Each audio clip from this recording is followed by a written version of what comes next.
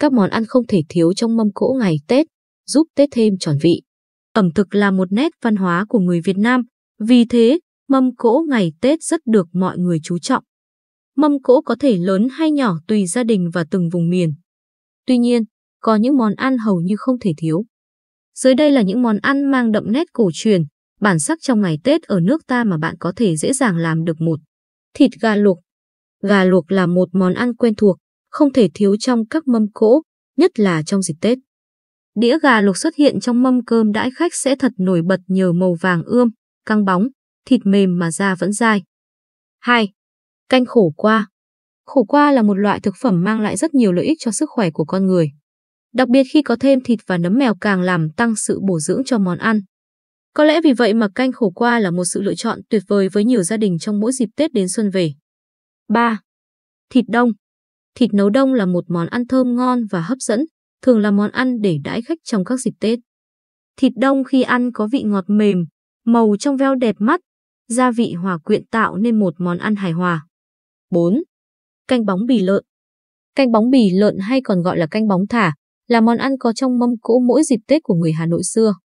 Vị thanh mát, ngọt dịu của nước dùng, đi kèm với thịt mọc béo thơm, bóng bì giòn sần sật, thơm lừng hương nấm và các loại rau củ tạo nên hương vị trọn vẹn, đặc trưng cho món canh này. 5. Chè kho. Chè kho là món ăn rất phổ biến trong các mâm cỗ cúng tổ tiên của gia đình người Việt vào ngày rằm, mồng 1 đầu tháng hoặc các ngày lễ Tết. Chè kho béo béo của nước cốt dừa, hương vị đỗ xanh quyện lại cùng đường tạo nên món ăn ngọt ngào đậm vị trong ngày đầu xuân năm mới. 6. Nem chua. Nem chua là món ăn được nhiều người yêu thích, thường xuất hiện trong các bữa tiệc hoặc dịp đặc biệt, nhất là những ngày Tết. Đây là một món ăn thường sử dụng thịt heo, trộn chung với thính gạo và các nguyên liệu khác rồi gói lại đem đi ủ. Khi nem chín sẽ có vị chua, dai ngon, ăn rất hấp dẫn. 7. Thịt heo ngâm mắm. Thịt heo ngâm nước mắm là một trong những món ăn đặc trưng của ẩm thực Việt Nam, nhất là ở miền Trung thân thương. Từng thớ thịt heo săn chắc được ngâm cùng nước mắm trong nhiều ngày tạo thành một món ăn cực kỳ ngon miệng. Món này ăn kèm với cơm trắng, xôi nếp hay bánh chưng, bánh tét là ngon đúng điệu. 8. Lạp xưởng. Tuy lạp xưởng là món ăn bắt nguồn từ Trung Hoa nhưng đã xuất hiện trong ẩm thực Việt từ rất lâu đời, nhất là trong các mâm cơm ngày Tết.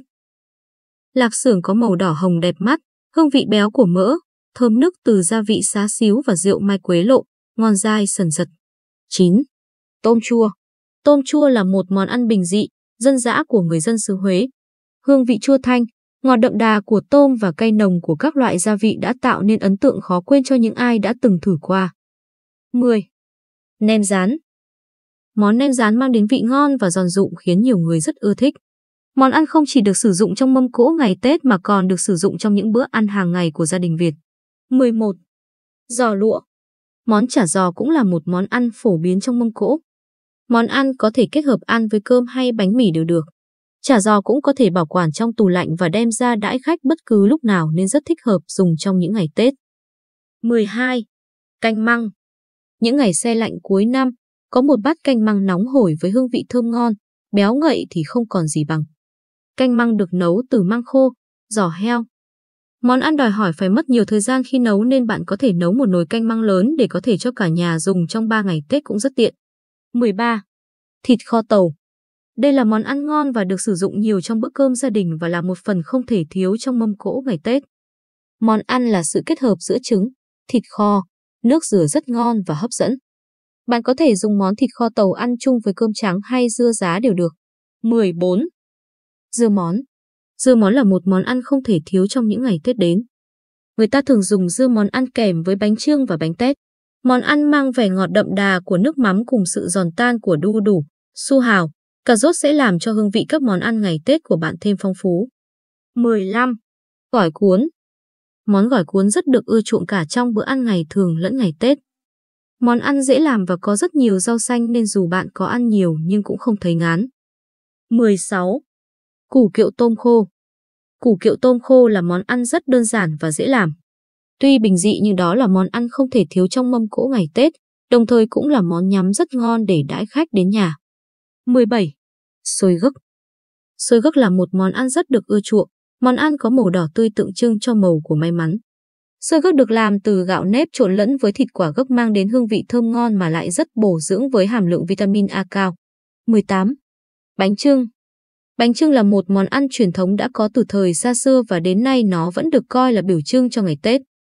Món ăn tượng trưng cho sự hòa quyện của trời đất, là một nét văn hóa lâu đời của dân tộc ta. Để nấu được bánh ngon, vuông vắn thì bạn cần phải có chút kinh nghiệm và bàn tay khéo léo. Bánh được làm từ gạo nếp, đậu xanh, thịt lợn và được nấu trong nồi với thời gian khá lâu. 19. Bánh tét. Cùng với bánh chưng thì bánh tét là một phần quan trọng trong ngày Tết cổ truyền. Cách làm bánh tét hơi phức tạp hơn và cũng cần nhiều nguyên liệu hơn bánh chưng. Bánh tét tượng trưng cho sự no ấm từ đời này qua đời sau. Bánh cũng có rất nhiều loại cho bạn lựa chọn là bánh mặn, bánh chay, bánh ngọt, bánh không nhân, bánh nhân thập cẩm. Đó đều là những món ăn rất đặc trưng cho ẩm thực Việt Nam ngày Tết. Mỗi món ăn đều mang ý nghĩa riêng nhưng chung quy vẫn là tượng trưng cho sự ấm no, may mắn trong năm mới. Bạn có thể lựa chọn món ăn thích hợp với mình để bày lên mâm cỗ thờ cúng ông bà và đãi bạn bè, gia đình. Chúc các bạn và gia đình đón Tết vui vẻ, hạnh phúc, may mắn và nhiều thành công.